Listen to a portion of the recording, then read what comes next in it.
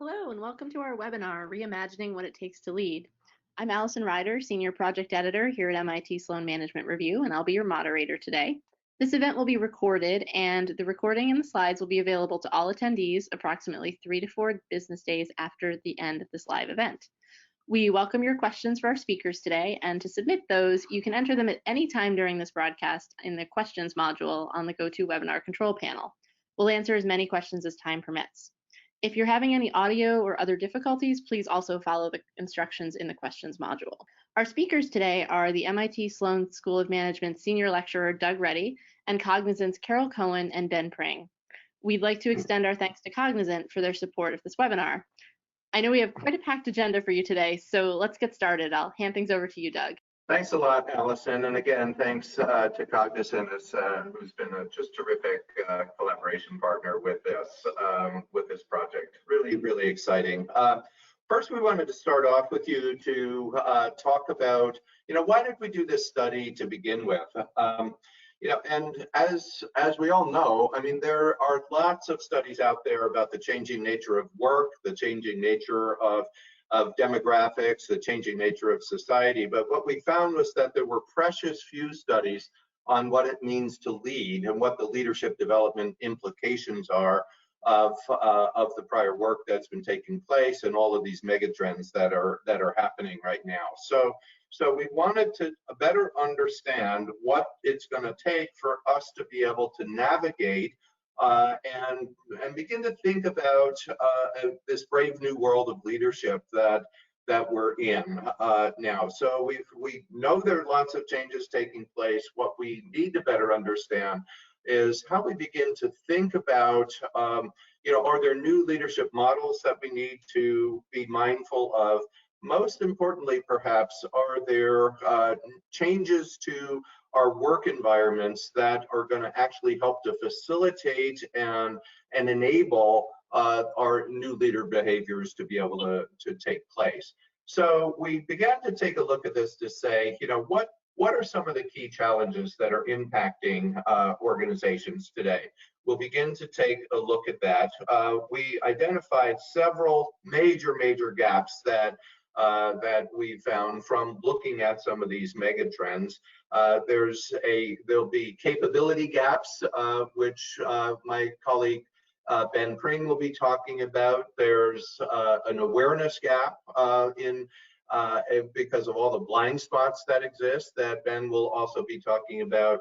And we've got to think about the changes in leader behaviors. And so my other colleague in this project, Carol, will be talking about some of the new leader behaviors that are critical. So we'll take a look at the skill sets and the mindsets that leaders should be thinking about cultivating in their organizations, how this might translate into creating a new leadership model. And as I mentioned previously, what does that mean at the organizational unit of analysis? What kind of conditions for success do we need to be thinking about creating inside the organization?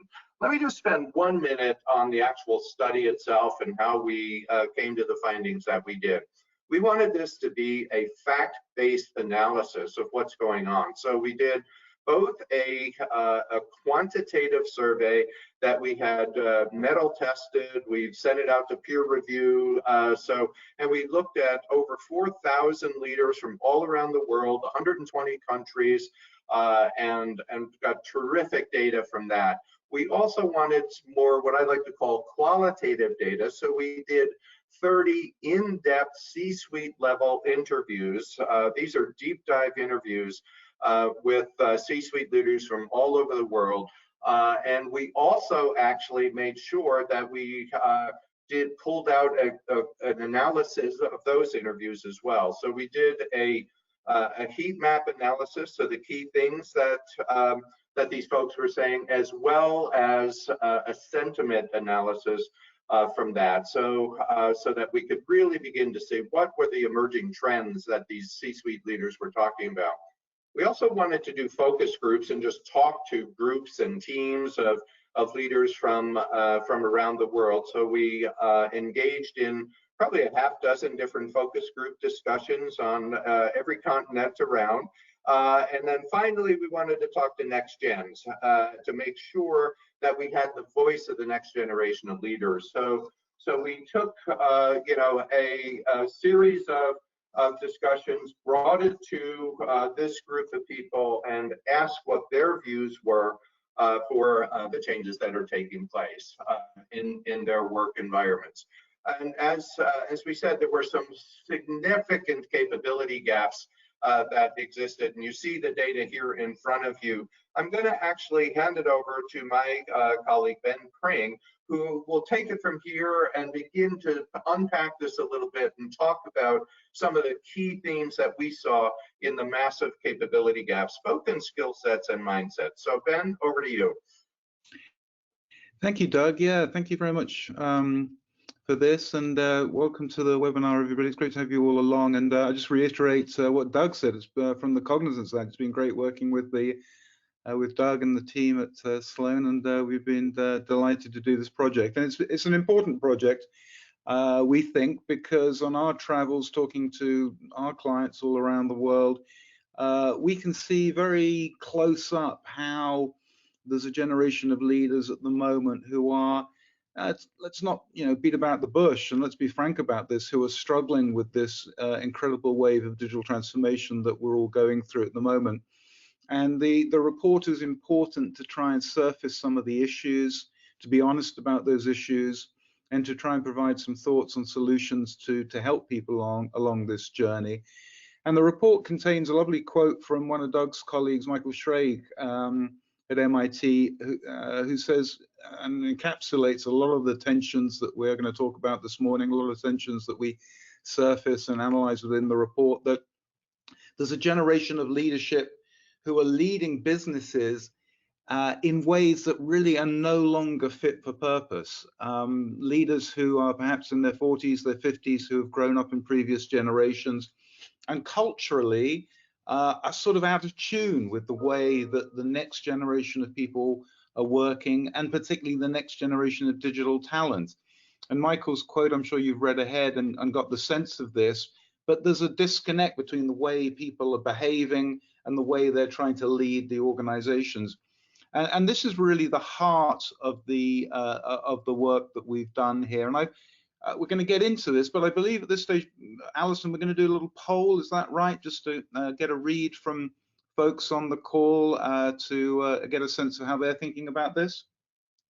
Exactly, yeah. Everyone watching, you can probably see the poll loading now on your screen. If you want to take a couple seconds to answer this question, we're curious what you think if you were to complete the statement, what it takes to be a great leader will be changing because of, and this is a question we asked in our survey, and we're curious how your answers match up to the people we surveyed about this previously. So we're going to do this poll right now. We're going to give it 10 seconds or 20 seconds to breathe and get your response to this, and then see how you're thinking about this, and then we'll carry on with the rest of the webinar.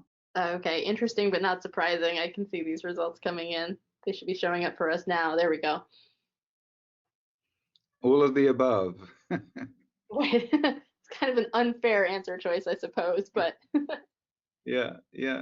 No, I think this is obviously clearly a multi-dimensional issue that we're addressing. As Doug says, there's a lot of literature around different technical aspects, a lot of different literature around organizational structure issues, but the core of all of this, of course, is leading in this new era we're in, and the research again surfaces thoughts to I'm sure to many of you will be things that you're thinking about yourselves at the moment and dealing with yourselves at the moment. This perfect storm that we're in, where the technology is changing, the underlying technology fabric that we're all dealing with is changing.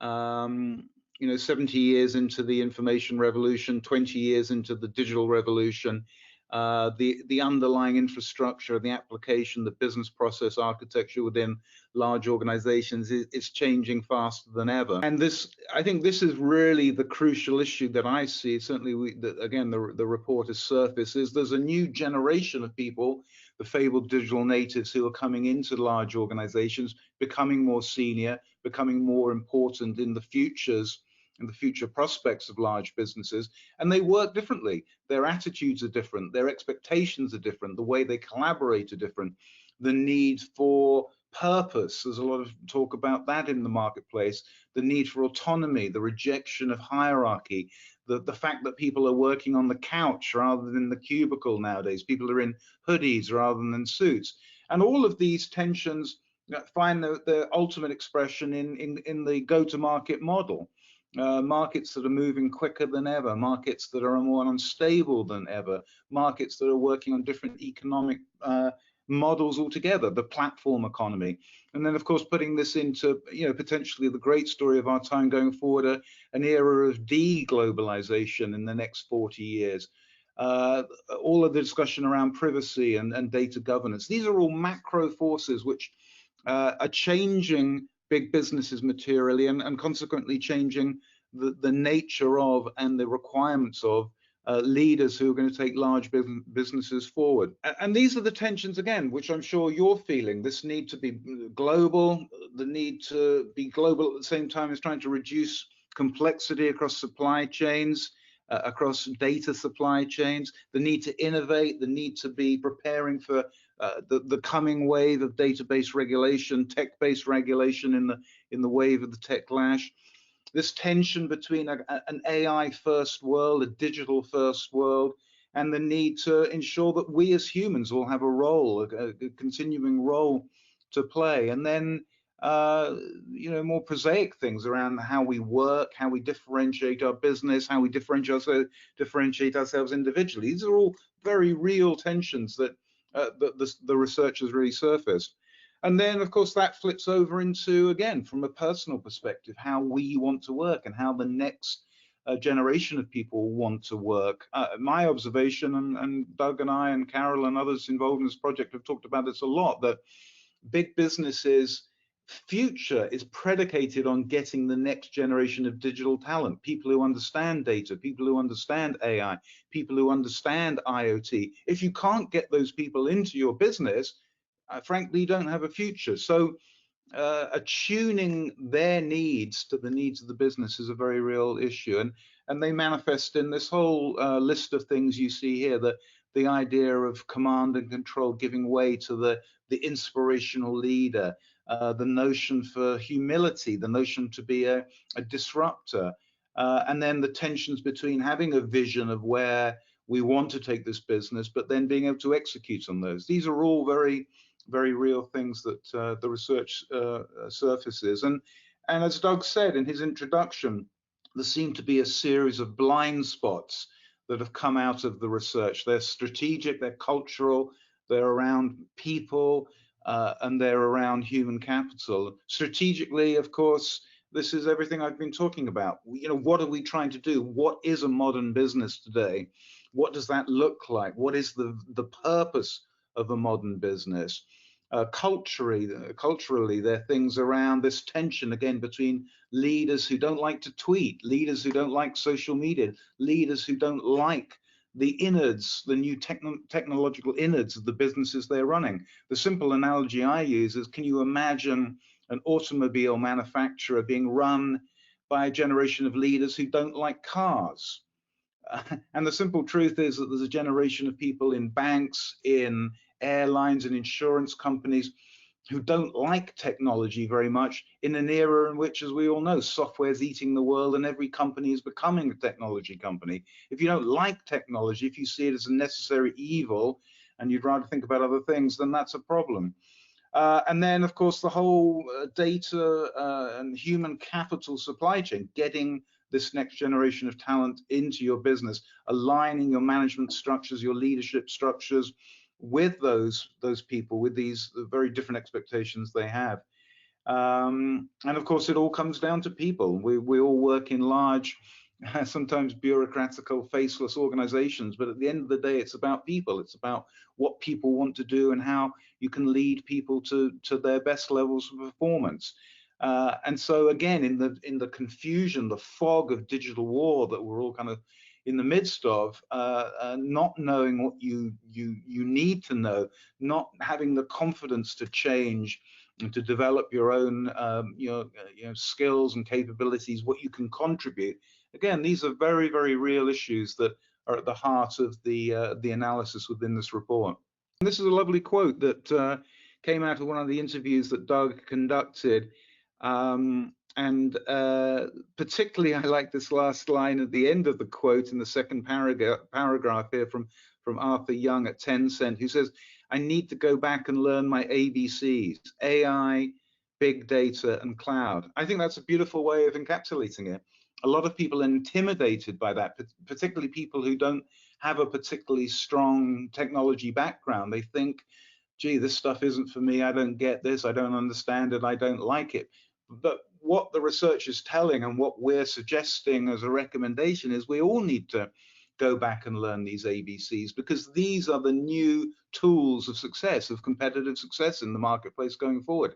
If you don't understand these, and you don't need to understand them from a deep programmatical level, we're not suggesting everybody needs to go and relearn or learn Python or whatever, but you do need to have a level of comfort with this. You do need to have a level of being led by data and analytics, and getting away from this era of just gut feel, the famous hippos, the highest paid person's opinion in the room. That's a kind of a model that's dying out, and we need to sort of put that in the rear view mirror. So these skill sets, again, this is what Doug's work has really led us to focus on, to try and really have a tight understanding of what these new skill sets and mindsets are going to be going forward, and the lack of them, the lack of skills, the lack of organizational attention to this, and fundamentally, at the end of the day, this lack of digital savviness. As you can see in the data here, 82% of the executives surveyed in this report believe these things are critical to business success, and a minority of respondents think their companies are building a robust pipeline of these capabilities and the leaders that can lead in this brave new world that we're clearly in. So this is an issue, and this is, I think, is where Carol's going to pick up now and talk from this perspective, inertia, of blind spots, of these tensions I've been laying out about where we go with this and what we do about this. Carol, over to you. Thanks, Ben, for those very thought-provoking ideas. So as you heard, one of the core elements Ben just discussed was a series of blind spots. And more leaders across the world are now warming up to the tectonic shift happening within their organizations, thanks to the very palpable cultural inertia being shaken up. And as you can see on this next slide, a quote from Brian, Chief Marketing Officer at Envision. "Some leaders are simply lagging far, far behind, but not in this case, where they quickly realized that desk phones, and even desks to a certain extent, were just old school, and that the sofas and beanbags were in." Other lagging leaders will find themselves being quickly replaced if they ignore the obvious need to no longer cling to this past. At the same time, what we found with some of our trailblazing organizations and their visionary leaders have gone beyond understanding and mere lip service to truly transforming their business and talent strategies. So what did we learn in this study? We learned that some of these cutting-edge organizations helped us to pin down the exact characteristics that differentiated these trailblazing companies from the rest of the pack, and we created this digital leadership maturity index. The index helped us to classify all the organizations that our survey respondents represented into 3 digital leadership maturity categories: high, medium, and low. And, we actually expected a somewhat low score, but it was actually extremely eye-opening that only 16% of companies fell into high maturity, with the other 65% in medium and 19% in low. So what did leaders of these companies who were high on the Digital Leadership Maturity Index do differently? Can advance the slide, Doug? So let's unpack these future-ready organizations together for a couple of minutes. First, these leaders are extremely data-driven, and they rely heavily on those insights for not only business decisions, but talent decisions as well. They have a keen ability to envision what to look out for in the data and distill those deeper stories that really matter to create that data-driven culture. Listen, while gut and instincts are still highly valued, the best leaders of today still use their judgment to know where to dig in, but are also keenly aware that the strengths and impact of those decisions are greatly amplified when it's based on top of meaningful data. And on a related note, they also know that to be agile, they cannot afford to get trapped in analysis paralysis. They fully understand that the right decision, even if it's only 80 or 90% there, is much better than a 100% perfect decision that was kicked down the road for months. They show the agility that is typically associated with startups, but can be applied really in any environment. And these leaders just fully embrace the fact that change leadership means you know how to increase the flow of information across the organization, which Ben just touched on, including cutting down dense hierarchies, empowering their teams, automating processes, and even just tossing away traditional policies or bureaucracy that are getting in the way of being an agile decision maker. And then third, they really understand the significance of innovation. That helps them stay ahead in the game and invest heavily on building up the type of organizational culture that fosters innovation, which might even mean they have to do process redesign or policy changes or uncomfortable workplace shifts. And that is not only at an individual level, but at a team level through deep, deep collaboration. So highly mature leaders are also smart enough to understand that they need to simultaneously keep their eye on the business for the long haul, but really make sure they don't get caught up in that sticky web of quarter by quarter short-term success. And for that, promoting sustainable growth practices within and outside the organization becomes crucial, which they deeply understand and practice in both words and actions. The fifth area that we found is that they understand trust is the magic glue that bonds together all the other efforts you're driving to transform your culture for the digital economy. And a lack of trust can make all your investments go down the drain, while high degrees of trust can be greatly correlated with successful change and transformation. And in the last couple here, these leaders are deeply aware and appreciate the fact that they're living in an ecosystem world. And out here, your long-term success isn't just determined by what you achieve, but it's by how you empower, engage, support, elevate your partners, colleagues, clients, and teams, the entire ecosystem around you. It also means that you need to be conscious about the talent that doesn't just directly report to you. They have a great influence in crafting your success story as well as an enterprise leader with collective ambition. And this last one may be one of the anchor attributes around which several other attributes revolve. It is directly connected to the digital backdrop we're embedded in, which Ben covered beautifully earlier with the ABCs. These just very highly mature leaders, they deeply understand technology and the implications and are consciously and proactively putting in efforts to push themselves to role model its usage. Now, we all know this is easier said than done, thanks to the fast-changing tech landscape we all live in and the pressure for leaders to keep pace. But wherever leaders have managed to do it, we have seen from our research that they truly gain a nonlinear advantage over other leaders who just can't keep up. And then they become the North Star around whom all the other rising stars in the organization tend to rally around. So now you have understood the need for leaders to rethink how they lead, the reasons why many leaders today are underprepared to lead in the digital economy, and some of the characteristics of the trailblazing leaders who are paving the way. And now we're getting into the most crucial part of our research outcome, where the rubber hits the road. From our year-long study, we realized that great leaders needed a new playbook on the future of leadership in the digital age. So the playbook artfully introduces, new leadership approaches that particularly appeal to a new generation of employees while honoring those time-tested behaviors and attributes that inspire trust, build a community of leaders, as Patty McCord so perfectly articulates here, and that motivate our employees to improve their performance. And that ultimately will drive organizational success. If You can just flip to the next one. Thanks, Doug. The new Leadership Playbook has 3 major chapters covering all aspects of leadership development, including building a community of these game-changing leaders. So the first chapter we are calling the 3 E's. From the survey results, we found the value of several behaviors that are eroding. We also had very, very clear consensus on behaviors such as integrity and ethics, for example, that were enduring, and other behaviors that gained really, I'll call it new emphasis, new value, which we coined as emerging. And so I'll get into the details of each of these and unpack them a bit more, but a word of caution and something to keep in mind here is that if you take these learnings and you only focus on the leadership behaviors more in the buzzwords that you use in your organization, but you're actually still living in the old playbook world, you're going to rapidly build cynicism and mistrust. The best leaders display that combination of emerging and enduring while being mindful to actually aggressively drive out eroding behaviors.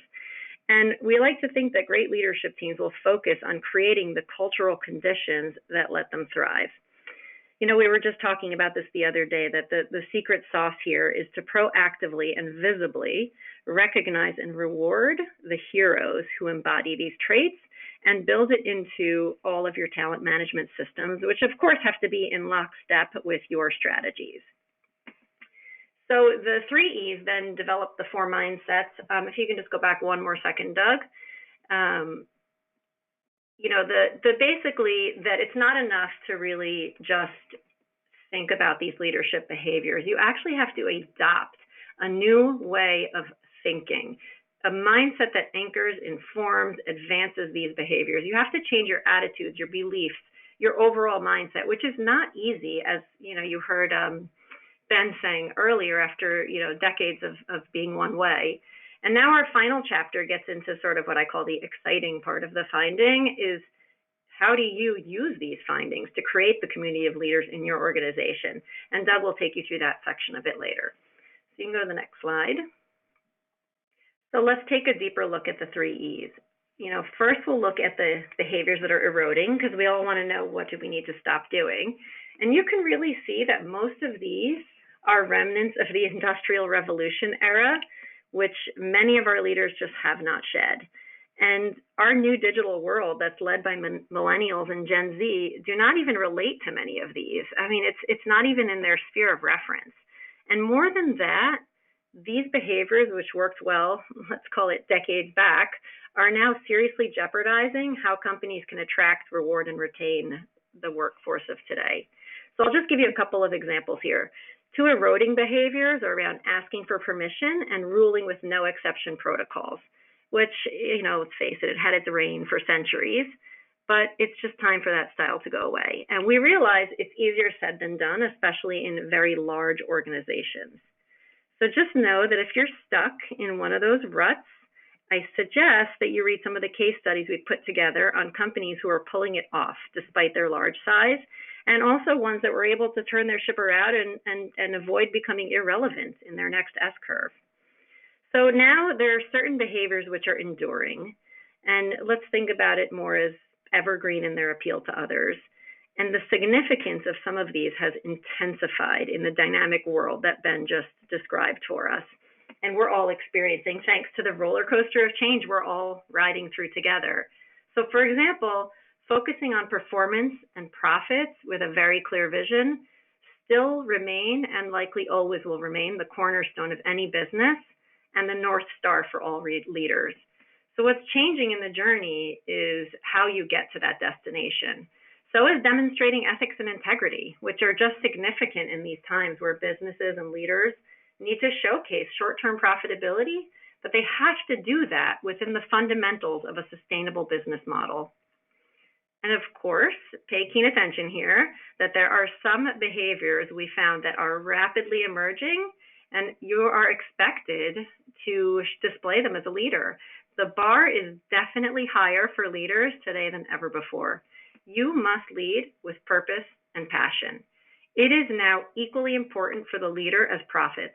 In the knowledge era, the only way to ignite innovation and commitment in the hearts and minds of your workforce is through passion and purpose. And our workforce is looking for purpose at work. And it's important to be aware as leaders and help them see it clearly and how their efforts directly contribute and impact the company's purpose. They like to know they are doing game-changing work. So as you think about the 3 E's, again, I want to just say be very mindful that there's a difference between being aspirational about eroding areas or actually facing your reality head on that they're not gone and they might very well be alive in your organization. So just buyer beware, it is not enough to say you are moving towards the enduring and emerging behaviors. You need to drive out the eroding ones by creating an environment where you're rewarding publicly employees displaying the right traits. This is where the difference between aspirational and affirmational come into play. It's one thing to talk about it, but another to get real on it and figure out from the 3 E's where you and your organization are on the continuum of aspiring to be this way versus actually leading this way. I just want to share these powerful words of wisdom from Dave Johnny, president of NASCOM and a very strong influencer in the tech space. She reinforces the need to be mindful of democratizing leadership and for every person to play their role as global stewards of the organization. So on this last slide here, you can advance that, Doug, thanks. Among all the behaviors we came across during the course of our study and in the analysis phase, these 2 came out over and above as unbelievably important, which are encouraging trust and mastering relationships. In fact, trust was number 1, hands down, the leadership behavioral and cultural condition right at the top for building effective, high-performing teams. If you were to ask me for the secret sauce of what future leaders should do, it would include 1, deliberately encourage trust and make it a part of your organization's cultural DNA. 2, come down from the ivory towers and start establishing deep personal connections within and outside your organization.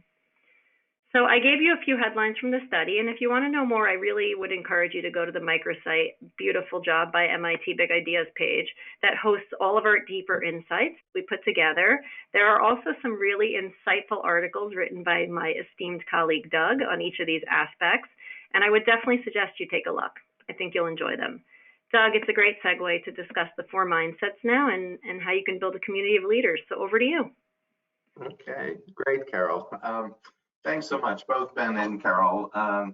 Terrific work. And, you know, as Carol was talking, it really struck me, and it struck me throughout this whole study, that if we focus too much on the individual leader behaviors, there's a huge risk of this becoming just, you know, the shiny new object that we're chasing. And we want to begin to make sure that we don't go there, that it's too easy to talk about things like authenticity and transparency and inclusion and belonging, and yet have our people come back to environments that manifest anything but those things. And so we've got to combine this notion, as we were talking before, of the new skill sets and the new behaviors with the kinds of mindsets that are going to be critical for us to actually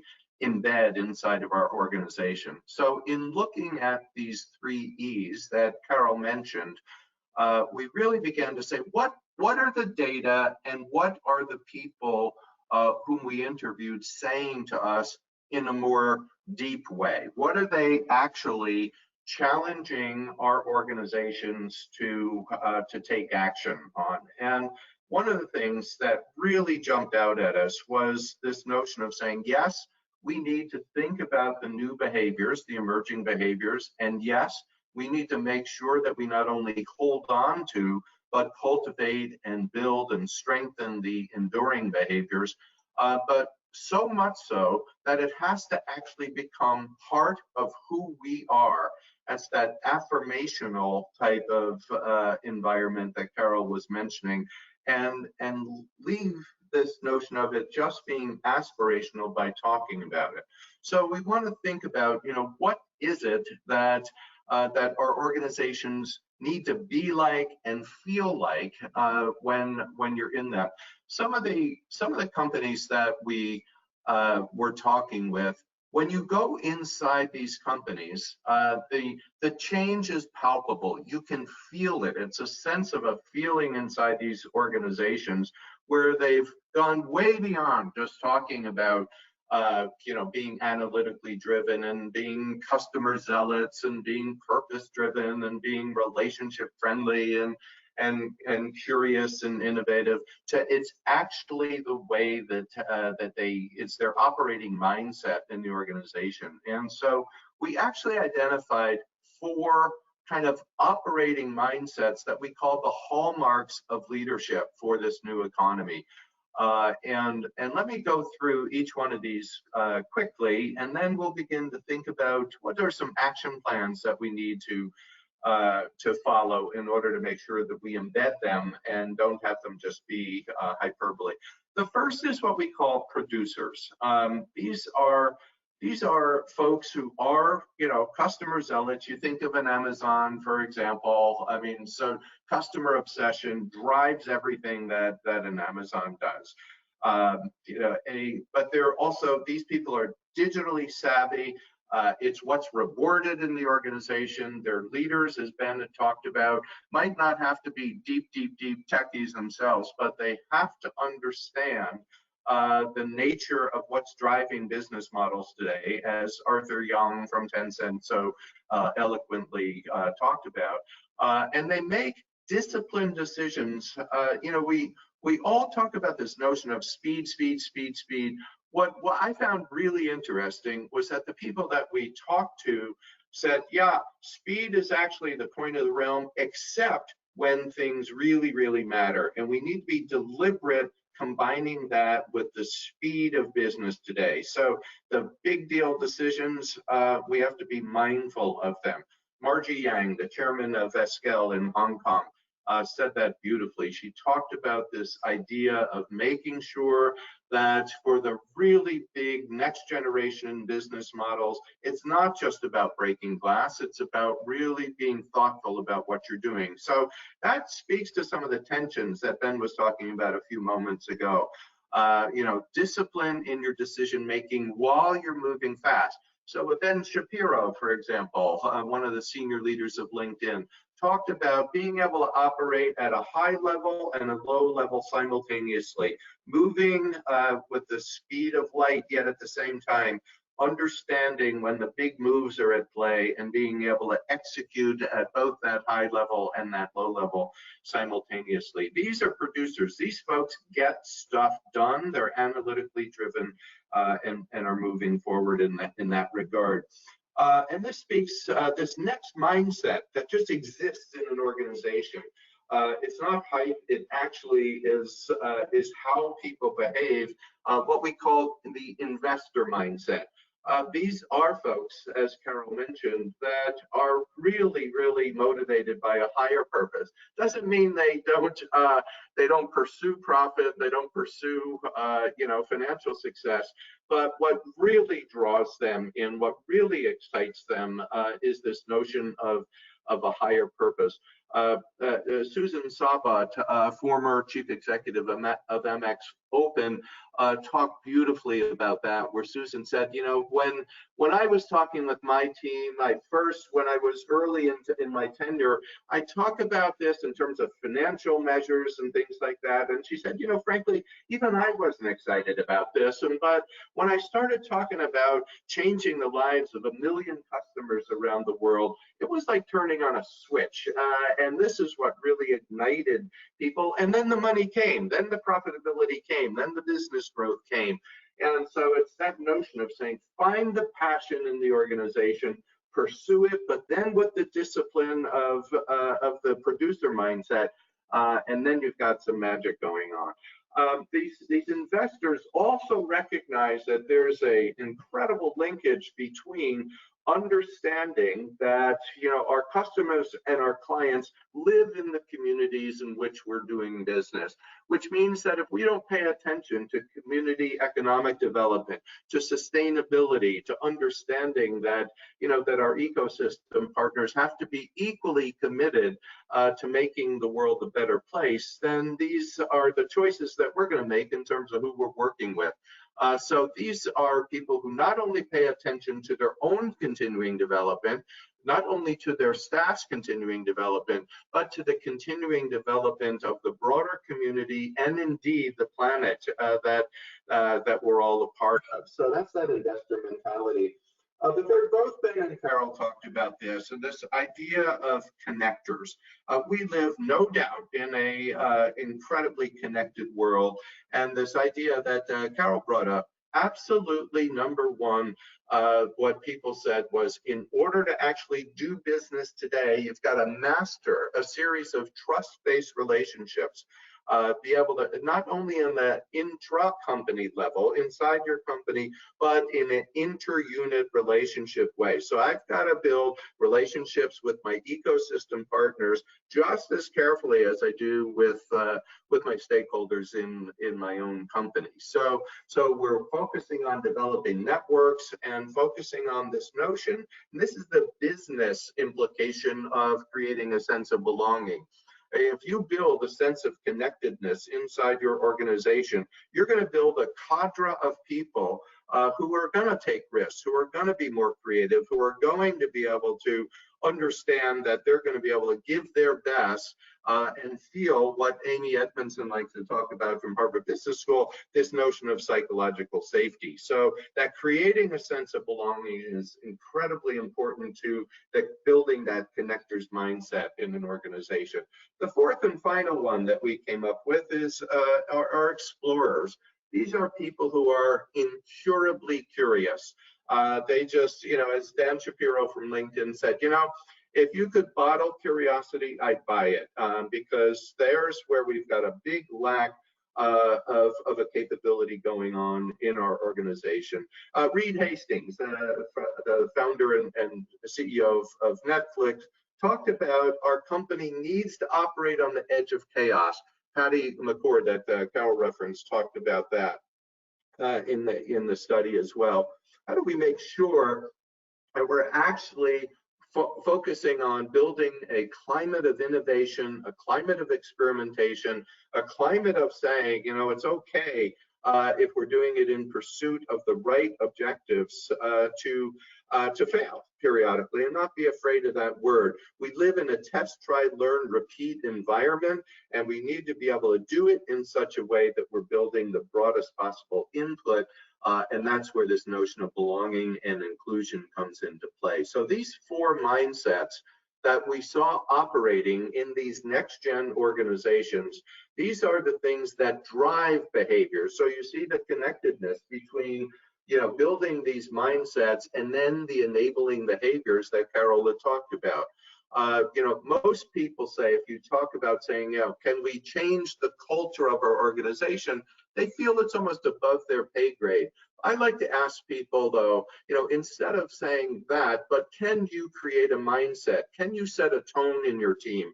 And frankly, everybody feels that that's part of their accountability as a leader.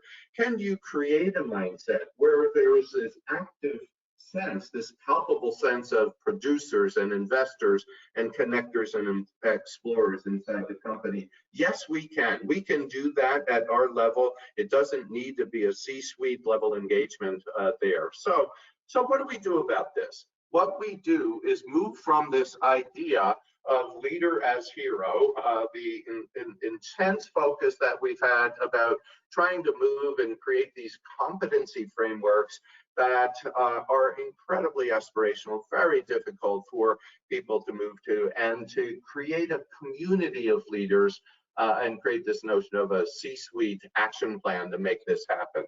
There are four things that I think are critical for us to pay attention to. Number one, be clear, take a stand, articulate a powerful narrative about what leadership effectiveness is all about in your company.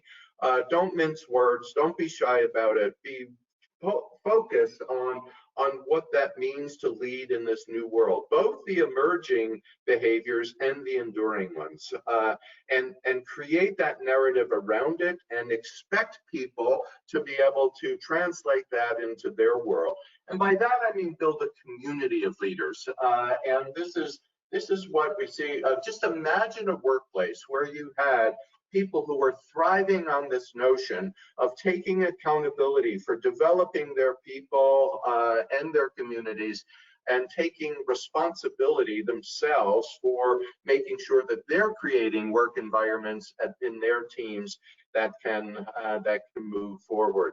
The third is to say, and Carol really began to touch on this, you gotta bake this into your talent management and leadership development models inside of your companies. You can't just talk about it. It's got to be manifested in who you're hiring, who you're developing, who you're exiting, frankly, from your organization, so that this becomes a clear message to people. So you move from the articulation of your narrative to actually embedding it inside your organization to say, we're going to cultivate this next generation of leaders. And the final thing we'd like to leave you with before we move to questions is to say, this next generation of leaders has to come in all different shapes and sizes and beautiful colors that we begin to think about as this inclusive workforce. We've got to avoid these blind spots that Ben had talked about, and not begin to think about saying, are we,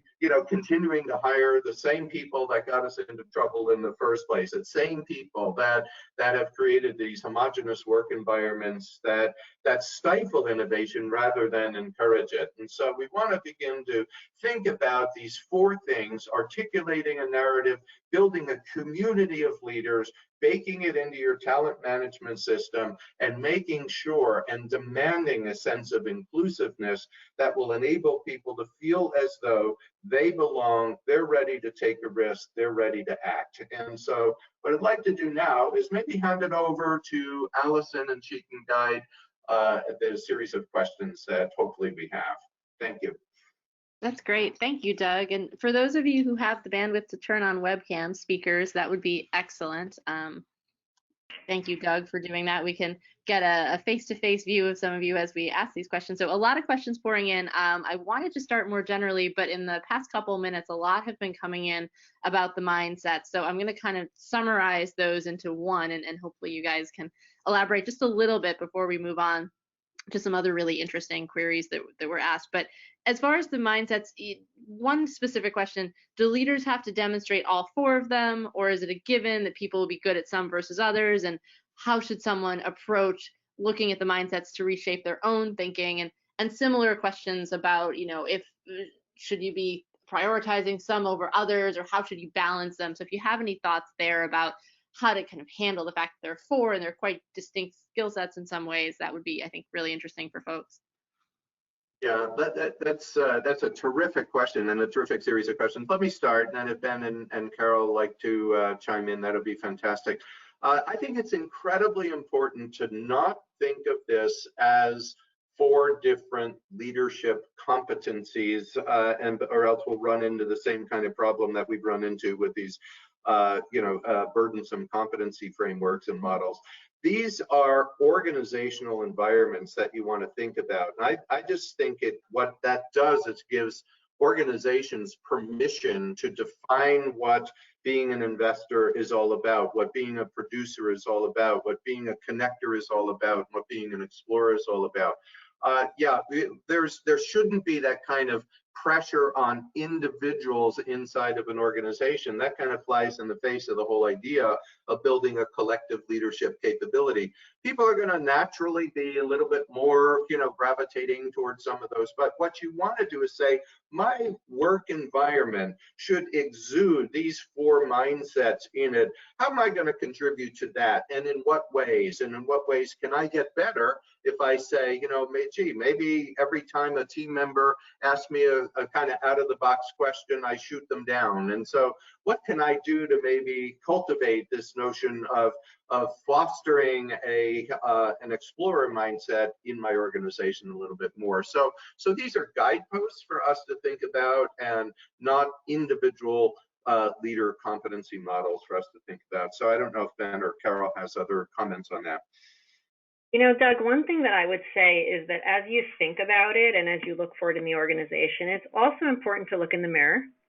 And so as you look at yourself and you say, which one of these am I found myself taking a cold, hard look at myself and saying, you know what, I have a little of this, a little of that. But as a leader, we need to have a lot of self-awareness and say, which ones of these am I really good at, and which ones do I need to really quickly up my game around? So I like to think of it also a little bit as a menu in terms of, different areas and mindsets that I need to embody as well. Great. Lots of questions. I want to jump to the next one. This is a loaded one, as many of these are. They're complex issues. What are the biggest hurdles to changing or improving leadership culture, and what recommended strategies might you have for overcoming those obstacles? Mm-hmm. Mm-hmm. Well, I'll kick off again. I think some of the biggest hurdles, and maybe I'll toss it over to Ben quickly, but some of the biggest hurdles are the blind spots that we saw. The data really came out amazingly so in that 82% of our respondents said that our leaders should be digitally savvy. A huge percentage of the individuals who responded to this study, I think it was something like 71%, said that they individually were digitally savvy, and yet their organizations, they only 13% of them said that they were strongly agreed that they were ready to compete. That is a living, breathing blind spot that exists, that people are self-reporting way, way, way higher than the normative responses that you would see. So it's back to Carol's thing of saying that, take a look in the mirror. We all like to think of ourselves as ready to compete in this new world. Certainly I went through the same thing in doing this study myself, and realized I had so many blind spots it wasn't funny. So I think that we need to pay attention to that, not believe our own press releases, and make sure and ask our people. I mean, that's one of the best things that you can do, is ask our people, am I doing the things in my team with my folks that might be stifling creativity, might be stifling collaboration, might be stifling this sense of pursuing a higher purpose. So things like that, asking for help in this day and age is a wise leadership approach. Doug, go ahead. Sorry, I'll just jump in with a couple of thoughts. I mean, two ideas that are not new ideas, but seem to have gone out of fashion or fallen a little bit by the wayside in recent years, are the notion of rotations and the notion of reverse mentorship. It's unusual nowadays for people in HR to go and sit with the tech people. It's unusual nowadays for the tech people to go and sit with the finance people. We're in this period of incredible change where we need to cross-pollinate ideas. We need to share these ideas. We need to get people out of their silos, their ossified silos. And so I think there's a strong argument to reintroduce that notion of rotation. And then, as Doug was saying, we're all, as we mature, we all get into our own little kind of views of the world. And as the world is changing, it behooves us all individually and corporately to continue to be curious about what these new ideas, what this next generation of people, how they think, how they operate. And as I say, reverse mentorship isn't a new idea, but it's quite uncommon. And it strikes me as a very, very easy thing for people to do, particularly people who don't have kids, younger kids, who have a kind of front row seat to how younger people are collaborating, how younger people are sharing money on Venmo, how younger people do things at a different click rate, all that kind of stuff. It sounds trivial. It's not hard to do, but I think there's a lot of benefit and wisdom in doing things like that to keep people in tune or tune people into what is really going on the ground. Great. Carol? We had talked. Oh, sorry. That was spot on. One question, I think this is probably piggybacking on our finding here, that very few organizations, it's about 40%, felt they were building a robust enough leadership pipeline. And so the question from one attendee: how do organizations invest in developing their emerging leaders to be adept at strategic thinking and to effectively take on increasing responsibilities, maturing into leadership roles? I mean, what recommendations might you offer there? Carol, why don't you start there? That's your strong area. I could say that's a passion area. I would say that you have to do it in every which way possible. You know, you have to do that both on the job, you have to do it with curious and deep learning, you have to do that in simulations. Most important of all is on the job in my book. You need to actually put them in those experiences. And touching a bit to what Ben said, you know, I have to think of every leader's job as taking other people and growing bigger leaders. The best leader and the best leadership development out there are leaders who grow other leaders. And it's that sense of community. So if you take someone and you stretch them out of your comfort zone, or you have confidence, if you throw them out of the nest and you know that they will find their wings and fly, I guarantee you that you will see that happen. And so there are programmatic elements, of course, because we need to take the diamonds and, you know, we need to shine them. And there are, of course, many programs you do and assessing people and developing them and working them through your pipeline. But at the end of the day, it's the experiences that you cultivate and that you give the opportunities to enable them fully and unlock their full potential. And as leaders in the organization, and I think Doug and Ben both touched on this in a whole bunch of different ways, we have to get out of their way. And we have to really help bring that out to their full potential. Anything that Doug or Ben, you want to add to that? No, I'm good. I thought that was great. Okay, fantastic. Thank you so much. We're talking about development incentives. What are some incentives that senior management and or the boardroom might be creating to encourage and seed specifically the enduring and emerging behaviors in their workforces? Well, here, I'll start again. Number one, role modeling it. I mean, we heard that over and over and over again, is talk is cheap. And we've got to make sure that it's the Michael Schrage quote that Ben had talked about, is, are you in there? Are you mixing it up? Are you actually engaging? Are you changing the way that you deal with your own team?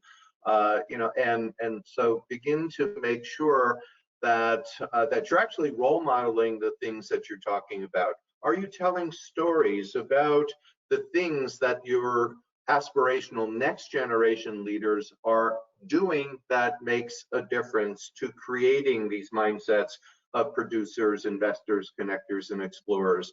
You know, do you actually point to specific things that folks have done to build this connectedness that actually is, you know, focal point of the connector mindset, for an example? Get specific as possible. So, and bring it down to a level so people can say, oh, I can do that. Or, oh, I've seen this happen in our organization. So role modeling, I think, is huge to begin to see that that's taking place.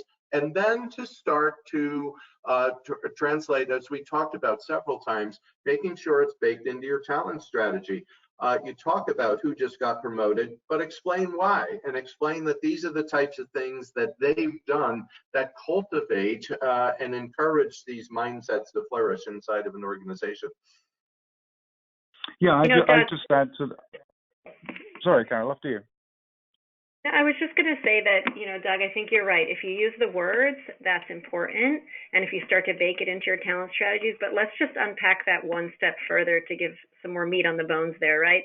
As you're doing your talent reviews, as you're doing your promotion criteria, as you're doing the selections, the reasons you move people, the public org announcements on why somebody got the job, all of those are opportunities and times where you basically can get what you measure, and what you signal matters. So if you're signaling in there one of the, say, top 3 criteria for getting promoted is your leadership capability, you can bet people are going to be paying attention to that. Are they building their next line? Are they developing the pipeline? If you're putting in an OA, in an org announcement in your organization, they're promoted because I'm moving them into this role because they got this amount of revenue, and you're saying nothing about ethics and integrity, or you're not saying anything about the people they've developed or how they've groomed the next line, you're sending a signal, and you may not realize it. So I would say every opportunity you have visibly to reward and recognize that in real measurable ways embeds this into your organization, and you will quickly see it will drive out the eroding behaviors when they see that is not valued. Great. Over to Thank you, Carol. I think we're at time, so I have to stop this discussion, which is hard for me to do. I have so many great questions here I didn't get to. We're trying to respond to some folks in the chat module here and give them some guidance. I would recommend checking out the report. We're sharing that link with you. We'll be sending these slides along after this discussion to everyone who joined today. So please rest assured you will have a chance to see this material again. And so I just want to close out by thanking everyone for coming. Thank you very much to our speakers, Doug, Carol, Ben. Thank you again to our sponsor on this, Cognizant, and have a great rest of your day, everybody.